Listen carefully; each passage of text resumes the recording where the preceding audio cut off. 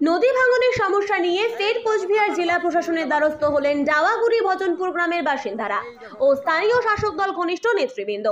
এলাকাবাসীর দাবি, নদী গর্ভে প্রতিনিয়ত চাষের জমি এবং বাড়িঘর চলে যাওয়ায় এখনই বাঁধ নির্মাণ জরুরি।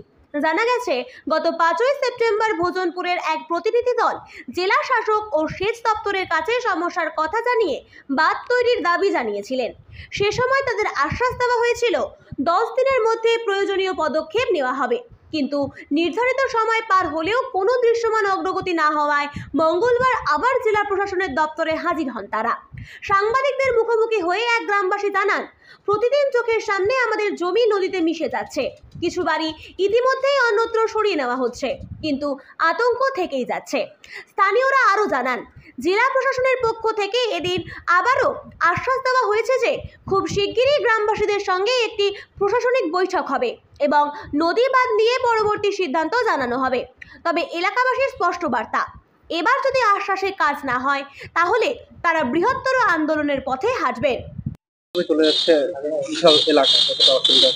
আমরা তো খুব আশঙ্কার মধ্যে রয়েছি, কারণ যে ভজনপুর আমবাড়ি কুনিডাঙ্গা এলাকাটা খুব নদী ধরো 15-20-25 ফুট আছে এরকম, আমাদের বাঁধের মধ্যে ধরে। এই বাঁধের মধ্যে ধরলে আমরা কোথায় যাব? যে বাড়িগুলো অলরেডি 6টা বাড়ি ভাঙি চলে গেছে আমাদের নদী গড়ে। তারপরে আবার 6টা বাড়ি আবার আজকে ভাঙাভাঙি হচ্ছে। পরে 25-30 ফুট আছে এই বানে ধরে। এই বানে ধরার পরে আমরা কোথায় যাব? এই নিয়ে খুব আশঙ্কা বোধ হচ্ছে আমার। প্রশাসনিক দপ্তরের আধিকারিকরা যাচ্ছে, কি জানাচ্ছেন তারা?